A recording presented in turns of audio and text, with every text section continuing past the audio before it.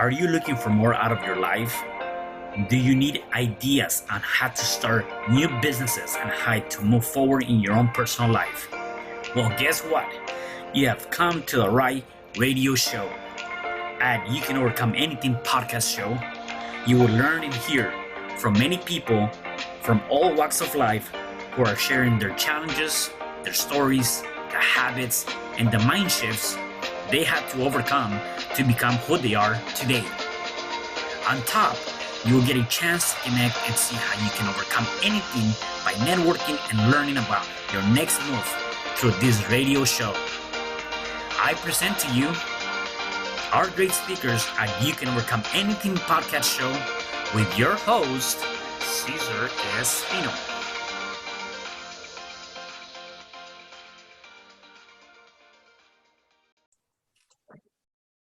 Hello there, and welcome back to another episode of You Can Overcome Anything podcast show. It is your host, CesarRespino, and today I have a special guest. Her name is Allison Cruz, and I want to give a little bit of her background so you can get to know her. Allison Cruz went from straight A student onto the road to an Ivy League college to a drug addict at the age of 14. She became sober around the age of 20.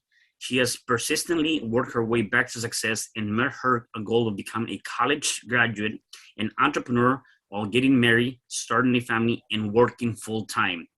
Hey, Allison, how are you today? Hey, I'm good. Thank you so much for having me. Yeah, definitely. So, this is going to be a very interesting topic to kind of go over. A lot of times you don't hear a lot of those stories where somebody is kind of like a straight A student and then they go the opposite direction, right? And definitely want to tap into that and learn more about it. Before I get started, though, tell me a little bit of your background growing up. How was that and where you were originally from? Sure. Yeah. This may be a little long. So I'm from South Bend, Indiana. I grew up with kind of a picture-perfect family on the outside. Every family has its dysfunction, of course. But I grew up with lots of love. My parents taught me the value of love and kindness and in working hard. I was a perfectionist from a very young age and also a very emotional child. My dad worked a lot and he was an amazing dad. He was so fun and loving as a child. My mom stayed home with us. But as I grew older and even more emotional, my dad especially was the type of person that did not want to acknowledge emotions, like most or some men today. Right. I actually learned that there's a word for that, toxic masculinity, and it's a really big problem. But my mom did her very best to kind of help me through many of my strong emotions and ended up taking me to many doctors and psychiatrists and psychologists from a young age because doctors help people, right? But yeah, right. I got the same message from all of these doctors pretty much, a new diagnosis that something was wrong with me, that I had anxiety and manic depression, and a doctor even diagnosed me as bipolar, and I'm the least angry person ever. But to a very young child, that was very damaging to me to constantly hear that something was wrong, or even my mom told me from a young age that I had a chemical imbalance and that the chemicals in my brain were imbalanced. So I kind of grew up thinking that there was always something wrong with me. And I also wanted to be perfect and the best at everything, and that was also very damaging. I used to cry if I got a B. So I always, was taught to work hard, get A's in school. And I lived by that. It really became my identity, really. So if I was failing at something, that meant that I was failing in life, even the smallest things. So I grew up in a small town, and as I grew older, I was very intelligent compared to the other kids that I was in school with. And I always knew every answer. I never had to study for a test. And I also really felt out of place in that environment as well, because I felt like a lot of the girls were intimidated by me, or I just felt out of place. I did not really have a lot of people to relate with in the small school that I went to. So a combination of all of that really led me to, a friend that introduced me to marijuana and different things, and I was drinking a lot. And really just spiraled out of control very fast. That started at the age of 14, right? Yeah, it was about like 8th grade going into my freshman year. Yeah. when I first started kind of experimenting, and then all of those kind of negative feelings and depression and all the things that the doctors told me were wrong with me, I just didn't really want to deal with them anymore. Now, And where do you think that came from? And where did that initiated? What was it? Again, obviously, as you mentioned, you were going to see plenty of doctors. And how did that all come about? Where you were in that space where you needed to go see that many doctors, or at least get some sort of diagnosis as to what was wrong with you? Do you look at to some specific thing or person that came from? Yeah, definitely a specific thing. I can't say a specific person, but I mean, I think I just wasn't taught coping skills, and I wasn't taught from a young age how to work through emotions. And the fact that my dad would always just kind of stay away if I was very emotional. And my mom would always tell me, it's okay to cry, it's okay to let your emotions out. And so I just felt everything really heavy as a child, but I didn't really ever get the tools to problem solve and work through those emotions. Also, my mom was always a fixer. And as I've become a mom, I realized it's very easy to do. It's kind of an instinct to fix everything for kids. So I never really was able to learn to rely on my own instincts, because everything was kind of done for me. Everything was fixed. Every problem was solved. So yeah, I guess really just not learning those problem solving skills and having the tools to work through my emotions. Yeah, definitely. So you were introduced to marijuana and started doing that. Tell me more about that. How did that impact it? I'm sure you were showing a different person, or did anybody even notice that? Because you were already having all those emotions growing up. How did that all play out? Yeah, so I really didn't show a lot of my emotions to people outside of my family and, my home and my bedroom. I would always cry in my bedroom a lot, which is really kind of sad. But so basically, in using all of the, marijuana, and I got into pills, it kind of numbed everything. So I really just wasn't myself at all. I wasn't fun to be around, probably. And I actually don't remember a couple years from my high school years. Frankly, I still got straight A's. So it was really odd. On the outside, people could not really tell that there was something really wrong. And I don't know what led me to kind of, use that much and still kind of function. Yeah. I ended up in a couple of rehabs later, and they told my mom at one point, we have never seen an addict that's so determined as your daughter is. Because prior to using, I wanted to go to Harvard. That was my goal. And I was on my way there. I got straight A's all throughout school. And I really held on to that goal in the back of my head. I think that's what really kind of kept me alive during those times, at least a little bit. I knew that I was kind of on the way to blowing my life away, but I didn't want to. And I knew I had those strong goals to live up to someday. Yeah, right. Do you believe that a lot of it had to do with also maybe getting into that space is due to acceptance, or you just didn't feel like you had the support at home, or because a lot of times people, whether they're getting to drugs or they get into the wrong crowd, is a lot of it is because of acceptance. They're looking for that tribe. They're looking for a way out, right? Because they cannot find that at home. Maybe the parents are too busy working, or they're having their own issues going on, right? Was that something for you too that maybe perhaps led to that? Obviously, yeah, somebody introduced you to that, and you continued to do that just because you were looking for more of that. This feels good. Is a family, a tribe, or something to that nature? Yeah, most definitely. Growing up as I became a teenager, and I didn't really feel like I fit into a lot of the popular groups. I was a cheerleader, and I did cheerleading and volleyball. So I played sports. I got good grades. And a lot of the other kids that played sports, they were not interested in what I was interested in. I truly believe that I have like an old soul. So I wasn't interested in sitting around and gossiping and the normal things that a teenager was interested in. So definitely, yeah. And then I feel like at times that, my parents just didn't let me grow into who I wanted to be, because they were constantly telling me this is the right way to think, this is what you should do. So it's really hard for a child to really explore their true identity when they're constantly told what to believe in and what values to hold. And I know parents do need to enforce values on their kids and pass down the good things. And some bad things get passed down too. But I think there needs to be a balance of letting the child learn and explore who they really are.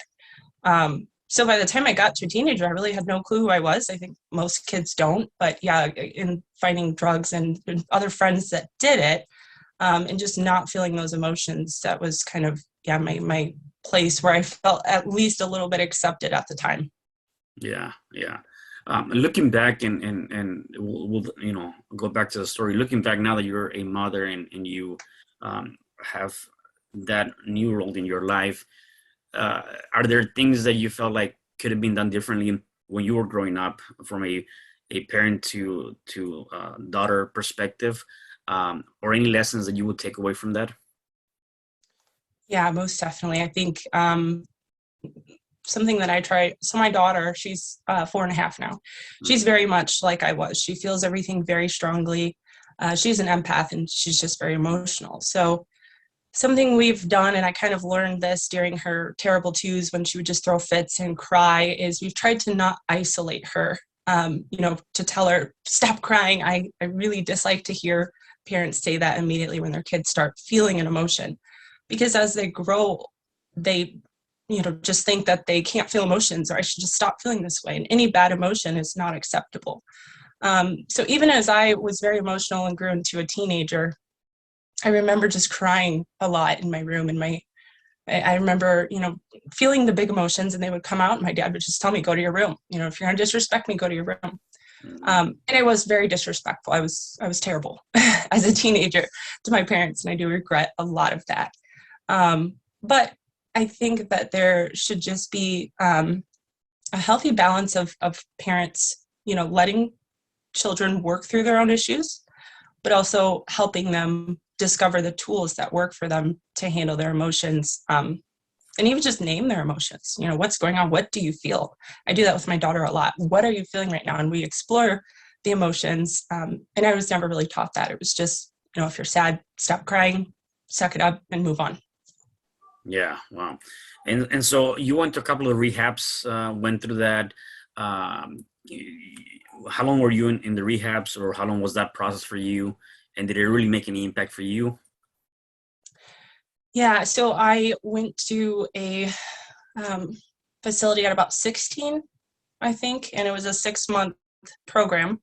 It really did do a lot of uncovering. So I think I was able to uncover the roots of why I was feeling so sad. But then, as those 6 months ended, that's all it was really just uncovering them and starting to kind of retrain my brain to work through them and develop some coping skills. But I still had a ton of healing to do from all of the bad choices that I made, the bad situations that I found myself in. So when I got out, I went right back to smoking weed and failed a drug test like a week later. I was on probation, and they sent me back to a rehab. My mom actually got a lawyer. She was the one person that truly never gave up on me when I was kind of going through that really rough patch as a teenager. So they wanted to send me to, we call it Girls School. I don't know technically what it is. It's just like a facility where troubled girls go. So that's where the state wanted to send me. And my mom got a lawyer and actually was able to send me to a really nice rehab. It's like one of the top 3 in the nation. And there we learned a lot of different techniques like meditation, and we did activities where we worked through our emotions without sitting and talking to a counselor. And I'm a really big advocate for counseling, seeing a therapist, and just talking through the stuff that's in your head. Because a lot of people, I think, especially just, society kind of steers us to put a bad stigma on depression and things like that. So I think it should be more spoken about. I think emotions should be more spoken about in the home, in the family. And I do understand that other, parents and older generations were passed down, beliefs and cycles that, they're also living from too. Yeah, yeah. And so, age of 20, you get sober. What did it for you? What was that one thing, or what was a pivotal moment that say, I'm done. I'm gonna go through this new path? Yeah, so I got out of that really good rehab facility at about 18, I think, and they just let me off of probation. And at the time, I was just, smoking a little bit of weed here and there and kind of functioning well. I held a full-time job, and I got into a really bad relationship with a narcissist. And it was terrible. I was with him for about 5 years. And one night he got so drunk, and he had never laid a hand on me, but he ended up hitting me and almost strangled me to death. And so I got out of that relationship. Let me ask you And something. After uh-huh. that incident, and for you, did you continue? Did you like forgave, or you just said that's it, I'm done? Because and the reason why I bring this Mhm. up is because there's a lot of people that might be going through that or have gone through that, where they probably in a state of depression or still in a state of progress, accepting whatever that might be, and then they have something similar where they get into a violent confrontation and they still stay stuck. Was that the case for you, or you actually ended up leaving that relationship? It was the case for a bit. So I did, I thought I was in love with him at the time, and I did want to try to forgive him and make things work. And he had never laid a hand on me up until that Mhm. night.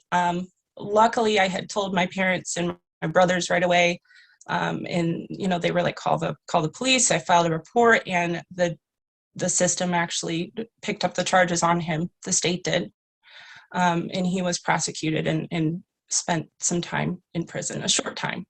But I'm very thankful for that, because had I not done that, I might have stayed with him. He had cheated on me a lot, and it just treated me bad the whole time. But um, yeah, so I did. There was a time period. He was calling me from jail still, Yeah. and I tried to drop the charges, and I'm just so thankful to this day that I didn't, and that things went through, and that kind of put an end to it and saved me from that. Right. Okay. Yeah. So you were saying, so after you got out of that relationship, and obviously you were still doing some stuff. What was that pivotal Mhm. moment that did it for you? Yeah, so after I got out of that relationship, I was really just kind of at my lowest point. I had no friends, because I let go of all the friends that I was using with as a young teenager. And I really pushed away a lot of my friends during that terrible relationship I was in. So I really had no friends, nothing really to look forward to except that goal that was in the back of my head from a young child. I still want to go and do big things. I know I'm smart. I had graduated still with like a 3.85 GPA. I Mm. managed to still get straight A's all throughout high school. And I'm just like, I got to do something with this. I got to do something with my life. I cannot sit here and just be a victim to everything. I truly felt like a victim. So all these bad things had happened to me, even though I was the one that made those choices and put myself in those situations. So I really just kind of hit rock bottom. And God, I prayed a lot to God. He was with me the whole time. And I think truly the reason that I made it through some situations that I did. Yeah. So your rock bottom, uh, when you describe and you look at your rock bottom, right? I mean, everybody has a different perspective, and rightfully so. Everybody's rock bottom is different, right? And is unique to that person. For you, you said you hit rock bottom. What did that mean? Obviously, you had no friends. What was the support for from your family, your parents?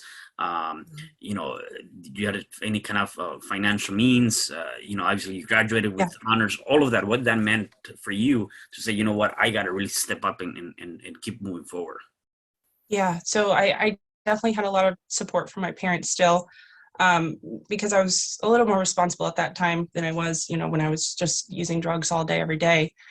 And I was living at home. I did have a full-time job. I started out doing sales for an industrial company.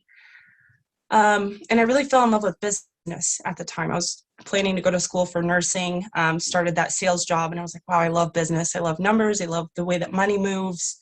So I just really kind of went to some various roles from there. I was a leasing agent for apartments, and really just kind of built my life back one brick at a time is what it felt like. Hmm. I was working full time, paying for my car insurance at the time, um, and then started saving for a house.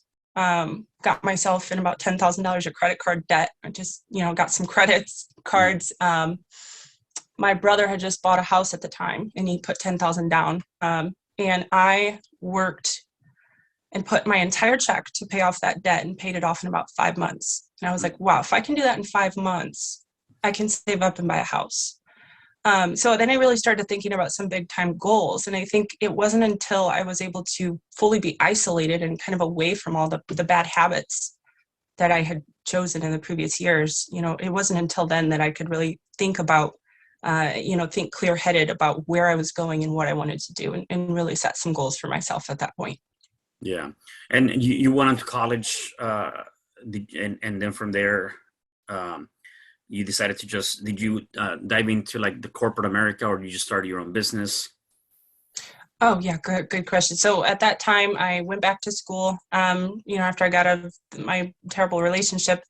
And shortly after, about 6 months later, I met my husband. And it was kind of like a love at first sight thing. We just clicked right away. Fell in love. I kept going to school part-time. I was paying for my school out of pocket, going to IUSB, Indiana University, South Bend. So it's kind of a smaller school. I was able to, just kind of work full-time, go to school, working towards my degree. After I went from that sales job to a leasing agent, and then I got a job at Liberty Mutual Insurance. I'm sure you've heard of them. And I worked there for 5 years and kind of worked my way up. So I was a customer service rep taking claims, and then kind of worked my way through. They had a lot of different changes in the business. They were letting go of people like every 2 years. So I kind of made it through. I'm an overperformer in everything that I do. So my kids were really what made me strive for more. So I had my daughter through that time when I was working full time, going to school, and that it was very hard to be a mom and be present and work full time. I ended up switching to a school where they were accelerated classes. So I started going to school full time, working full time. And I felt like I wasn't paid enough for what I was doing. I was doing a lot of really hard work. And so when I got pregnant with our son, our second, I was telling myself, we got 4 months of paid maternity leave. So I'm like, if I don't get a raise, I've worked my butt off for the past few years. If I don't get a raise or another position, I was kind of stuck in this position as a customer service rep. And I felt like I knew I was capable of more and worth more. And so I said, if I don't get, a better paying role within the company, I'm just going to leave. I'm going to find something else. So I came back from maternity leave. I told my manager, I want to move. I want to do something else. I've done all of this, and this. I took basically like my resume and all the work I've done there in the past 4 years. I was there a little over 5 years total. She's like, okay, well, they did early retirement for COVID. So a lot of positions were opening. So I applied for a position as a data analyst, and my degree's in finance, so I really love numbers. And I got it, and they paid me $52,000 was my salary. And it was more than what I was making. It was like a $4,000 raise to my salary. But then I got into the position, and I realized, wow, I'm doing the work of like what maybe 3 data analysts should be doing. They should be paying me double for this job. So then I was in a ton more stress with that job, full-time school, 2 kids. My son was not even 1. And each time I had kids, I took about 6 months off of school and went right back in. So eventually I was just like, I got to find something else. My husband's income could not pay all of our bills, so I couldn't just quit working and go to school and focus on being a mom. So I was just kind of scouring the web for a new opportunity, something that would give me a little more balance in my life. But we still needed that income that I was making. At the time, I was making half of our household income. So I found my mentor actually through a Facebook ad that she was advertising a program that she teaches women how to start their own digital marketing agencies. So she helps women ditch their 9-to-5s and create a successful agency. And I was watching it. I think I watched her little webinar for like a month, not over and over, but just kept watching little parts of it. And I wanted to see more. And then I finally told my husband, like, I have to do this. And I think I have to take a leap of faith and just quit my job because I'm not happy. I went through stress and depression for 5 years straight, just trying to be a mom. And the parts of me that really lacked was my self-care and my identity, trying to figure out who I was. That wasn't even there. I had no time for that. So I quit my job. My husband's like, I'll support you. I actually took out the full amount of student loans to pay my mortgage through the time that I was working through her program and getting my first client. So. Yeah, and how scary is that? And again, I gotta say that's definitely a lesson to really learn and appreciate, and the fact that you decided to take that leap of faith, right? And a lot of times, I know there's a lot of people that might be watching us or listening to us that they're in that space, that place where they're stuck and they don't know how to do it. And the only way that you can move forward is by taking that leap, right? And I think it was Les Brown that talked about this, and he said that imagine that you're on your deathbed and surrounding you are the ghosts of all of the ideas and things you could have done, except you're on your deathbed now, and those dreams and ideas are going with you because you never had the courage to take that leap of faith. And you did. Whether rightfully or is going to work out or not, that's not relevant, because at the end of the day, you're not going to take something for it not to work out. You're going to do your best to work out, and if it doesn't work, you're going to pivot and do something different, right? And so that's really good that you ended up doing that. The other thing too that I like about what you're saying here is you mentioned your past does not define you. Never let someone else write your story for you, and you keep writing your story every day. So obviously you've had this childhood, this teenagehood, all these years of a lot of depression, drugs, a lot of different things, and you're like, I'm not gonna let that define me, and I'm gonna take this leap of faith because I'm gonna start writing my own story. Tell me more about that, because again, when we talk about the past, right, I always tell people that the past shouldn't be a life sentence. The past should be an educational experience.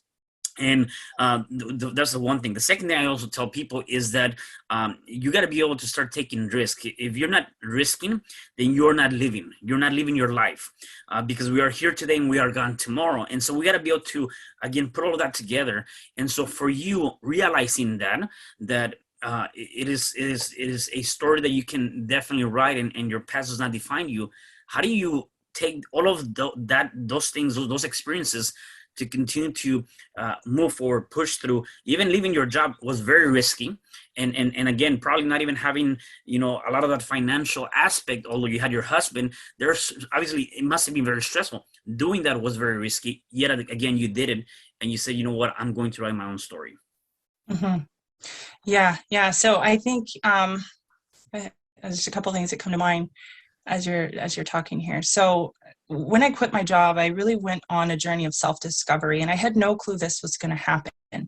I just had a little bit more time in my day to discover who I was. And the one thing that I really learned is you have to break down your beliefs and what you were passed down and how you were raised, and all of the things that played into who you are. And you have to break down kind of what are the things you want to carry forward and what are the things you need to get rid of.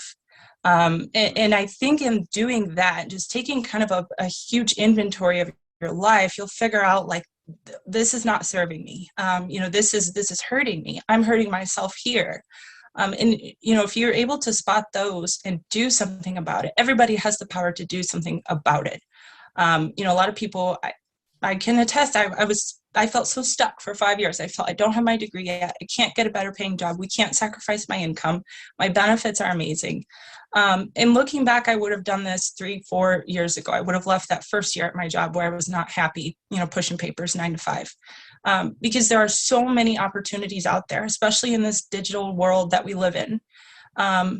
Even if you are in a circumstance where you are experiencing a ton of hardship and you don't think you have the means to go out there and get a degree, or not everybody needs a degree. There's information everywhere, and there's learning opportunities around every corner. So my best advice would be, to anybody in that situation, or in any situation where you feel stuck, just keep putting one foot in front of the other. Make goals and write them down. Think of your few biggest goals that you want to do. And then there's something I heard, this is actually from Steve Harvey, and I really loved it. So he said, write down 100 things that you want to accomplish or that you want to manifest in your life. Write down as many as you can. He said his brain actually got fried at like 75, but keep going, write down as many as you can, and then take inventory of that, in 3 months, in 6 months, in a year. And you will be so surprised at how many things fall off of that list. And that's so true. So I made a vision board right when I quit my job. And it's been about 10 months, I've accomplished more than half of the things on my vision board. Nice. And some of these were some really far-reaching things. I haven't gotten my new house and my new car yet, but those are coming. Yeah, no, that's amazing. And again, the minute you put it down on paper, there's a sense of more commitment for yourself. And again, kind of you talk about the writing that down and doing that, and you talk about the vision board. And a lot of times we believe that those little things don't count, right? I was listening to Jim Rohn, and he was talking about, he said that he became a millionaire by the age of 31. And he said, what was the difference between myself and the other people that were next to me? And I became a millionaire and they didn't. And they say the simple answer is because they didn't do the simple things, right? They didn't do the small things. And a lot of times we don't see and we don't believe that the simple and easy things are the things that are going to help us get there. And it is true. Because it is easy to not do a vision board. It is easy to not go out for a walk or do affirmations or write down your goals. It is easy, and again, that could be the one thing that you're missing to be able to get to the next level, right? So talking about that, and I know you mentioned earlier that you obviously were going through this healing process, and you were working on yourself and doing all these different things. You talked about earlier today you were doing some meditations. What are the things that you do on a day-to-day basis? What are your habits? What are your rituals that you do every day? Yeah, that's a great question, because that's a big part of my entrepreneurial journey. My mentor, actually, she helped me realize that mindset is everything. When you're starting a business, when you're doing anything that's hard to overcome, you have to take care of your mindset. You have to take a mental inventory every day if you can. And I really like how she puts it. You have to pull the weeds of your mentality. You have to pull the bad things out every morning, realign your brain. And so my morning routine has grown since I started my business. But every day I wake up and I usually meditate first. I meditate or I exercise and then meditate. And then I journal. So I write down my 3 things that I need to do today. I write down what I'm grateful for. And then I write down my biggest goal. So I set a goal about 6 months ago, and I write that down and I say it out loud every day. And you're right, there is something really powerful about writing things down and speaking them into existence as well. Because I actually have learned that, I'm going to say some of this wrong, but I know the numbers, 95% of what we do on a daily basis comes from our subconscious brain. So our actions and what we're doing is only 5% of our conscious brain. And I'm saying this because writing is actually a way to reach your subconscious brain. And it's true. I've learned this from I have another coach. She's a money mindset coach and she's a hypnotherapist. So a lot of what she does is based in science. And this is just, straight cold hard science. But so in writing down what you want and what you're grateful for, you're actually training your brain to continuously be grateful, and also focus on what you want. So everything you do is going to, lead you to what you want, if that is in your subconscious brain. So the journaling is an important part of my morning routine. And then I also spend some time with God. I read my Bible. I have a devotional, and I just spend some time praying and connecting with God, which I didn't have any of that when I was working full time and stressed out and kind of stuck in my situation.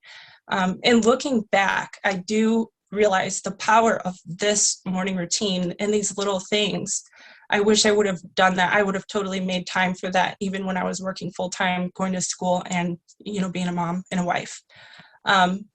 It wouldn't have changed my whole situation, but it would have empowered me to, at least see where I could make changes. Right. Yeah.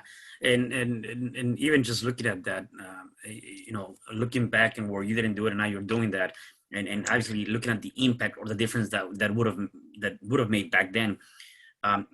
Looking back, did you ever see yourself doing any of these things? And did you ever thought about, this is a way for me to help my persona and me be able to move forward in life? Is that something that you ever picture yourself doing? Yeah, to be completely honest, no. Yeah. I knew just from hearing from, other successful people and entrepreneurs that the little habits were everything. But I really didn't have any idea where to start or, what habits I wanted to create. And I really didn't even plan. I always knew I wanted to be an entrepreneur, but I didn't plan to even start a business until I had graduated. Um, so, if there's something you want to do, just go after it. Just go after it and do it. Take that leap of faith, and in setting up those small habits daily, you're really going to prepare your mindset for all the challenges that are to come. In the first 6 months of starting my business, there were so many days I wanted to give up because I didn't have my first client yet. I just wasn't there. And if I hadn't done those mindset things and those important, daily habits in the morning, I truly think I would have given up. Yeah. Actually 100% know that, because some of those things I did in the morning were all that kept me going, or, gave me a sign from God that you're doing the right thing, keep going. Right. Yeah, no, definitely. And again, it's just that tenacity of, even when you don't see the results, you gotta just keep staying true to your path, to your journey. Where do you want to be? Where do you want to go? And again, is every day is an opportunity. And again, that's where a lot of people give up. They want that fast, quick results. And when they don't see that, then they let that fear take away the opportunity. They let that fear get in between what could be something great down the line, right? And I always tell people that the choices and the decisions that we make today will determine the quality of life that we do tomorrow, or that we're going to have tomorrow, right? And so again, choosing that I want to be on this path, even if it gets hard, is going to give me a better quality of life tomorrow. And so no, that's amazing. Now, in terms of your business, what kind of group do you work with, or how who's your ideal customer, I guess? Yeah, so my mentor has really coached us on how to. I'm in a huge network of about over 200 other digital marketers who are doing their own, digital marketing agency. So I've been able to network and kind of make a lot of connections with other digital marketers in the industry. But really, I'm kind of trained to work with any kind of business that sells something, coaches, lead generation, e-commerce. Specifically coaches, though. I've learned a ton about digital marketing for coaches and how to really sell their programs. So I love working with coaches, but I do also, work with e-commerce and lead generation. And that's just currently where I'm at. I have so many ideas of where I want to go with this. And there's just so much out there that you can do today. Yeah, right. If people want to connect with you and find more about your services, learn more about you, where can they connect with you? Yeah, so I have, I sent you my links to my business page and my Instagram page. So you can link those in the notes, and they can follow me there. But yeah, I'd love to connect and network, and even, speak with anybody who's gone through anything similar that I have. I'm an open book. So I'm open book and the most non-judgmental person that you can ever meet. Yeah, no, that's awesome. And my last question for you is for the people that are watching us and listening to this. You've given us really a lot of great tips. If they're going through any challenge, whatever challenge that might be, what is one thing that they can start doing today to start overcoming that challenge? Yeah, so I do want to share something that my grandpa has told me like a million times in my life. And that is, you can pay now and play later, or you can play now and pay later. And he's told me that probably 100,000 times, so I can't ever forget it. But there's one thing I learned about that, because I used to just think that, pay now meant that I have to pay and sacrifice everything today. And it's just not that way. You don't need to sacrifice your mental health. If there's, like I said, take inventory of your life and your mental health. If there's something in your life that is tearing you down, and you think you need to live with it, you probably don't. In deciding to work away from that and move away from that is the first step. Everything else, is just kind of brainstorming and sitting there and just being creative with yourself. If you don't have that time to sit and talk to yourself, I know it sounds weird, and truly just think about what you want and how to get there, you probably will never get there, because you won't ever come up with the steps to get there. And just keep putting one foot in front of the other. The small actions make really big strides. So yeah, a lot of times in the beginning of my business, I was just doing really small things every day. And I feel like this is not getting me there, but all of those small things really added up. And when I finally got my first 3 clients at once, I was like, wow, it was all worth it. So. Nice. Boom. There you go. There you have it. No, I love that. I love that. Well, Allison, thank you again for being here. Really appreciate spending this time and you sharing your story and definitely helping us reach more people. Definitely looking forward to see what you do in the near future. Anything else you want to say before I let you go? I don't think so. I think I've said it all. But thank you so much for having me. I've enjoyed, sharing my story. I really want to get, this inspiration out there for anyone going through anything similar. Yeah, definitely. No, definitely. Well, thank you again for being here, and I really appreciate you. And for the rest of you guys, do me a favor. Please make sure you go ahead and check her out.